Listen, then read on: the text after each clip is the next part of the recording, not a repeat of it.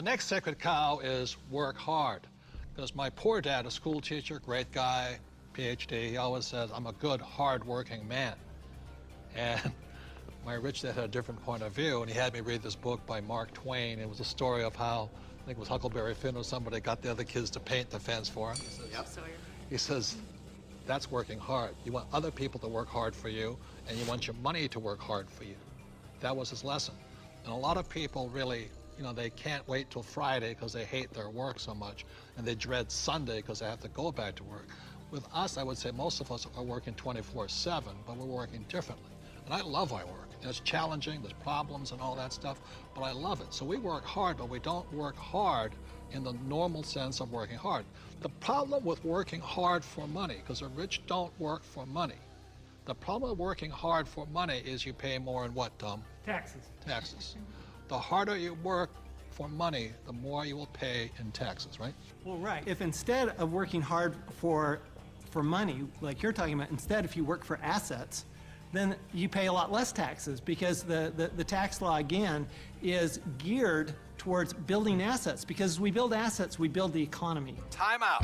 The big difference between E's and S's and B's and I's, E's and S's focus on the income statement, and B's and I's focus on the asset column. My rich dad simply said to me, he says, assets put money in your pocket whether you work or not, and liabilities take money from your pocket. For example, my house is a liability because it takes money from my pocket every single month. Yet my rental properties are assets because they put money in your pocket whether you work or not. One of the reasons so many people are struggling financially today is they're buying liabilities they think are assets. As we build assets, the economy grows, and the employees get benefits also, because now we have more jobs for more employees. But on Michael's side, why are people working so hard is because the Fed's also working hard printing money, right? Yeah, people. I've got friends that just say, I need to get more hours, or I need to get a second job or something like that. They're working harder to make a few more dollars, but they don't realize that over this entire past decade, the average in real income after inflation has been falling. So the harder people work, the less they're making anyway, because the government and the Federal Reserve, the banking system, they're basically stealing it from them. Can we bring in the bags of coins right now? Thank you. I'm not going to hold that. Oh, I'll give you an example. In the year 2000, one gold coin cost $300. So this is $300 in US quarters. Today, in 2010, that same gold coin, it takes $1,100 to buy the same coin. So the reason people have to work so hard to keep up, to keep paying money, is because the value of your dollars are going down. So the insanity of going to get another job, pay more taxes, and work harder, when how many dollars did the Fed print in 2009?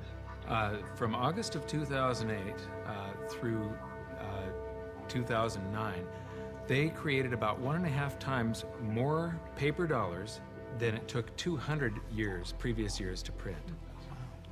So that's why people are working harder, because your money is worth less. And it isn't the coin that changed. People don't understand that it isn't this price going up, it's the value of the dollar falling. It's the currency that's changing. The can of soup in the grocery store, that can of Campbell's soup, it's the same can with the same contents from back in 1950 when it was 15 cents to today where it's $1.95 or whatever it is. So that's why the rules have changed. In 1971, the US dollar stopped being money and it became a currency, it became debt. It became an IOU from the federal government. And the thing is, they can print as much as they like of it. And the more they print, the harder you have to work. It all takes place in your head. Take this glass here. In this case, the glass here is context. It holds the content, in this case, the water. E's and S's have a different context than B's and I's. Having a different context, E's and S's attract the sacred cows like go to school, work hard, live below your means. B's and I's, having a different context entirely, attracts a different type of content, different type of information, different type of education. Money is created out of your head. If you're a true B and I, you're not concerned is because just like the Fed, we can print our own money.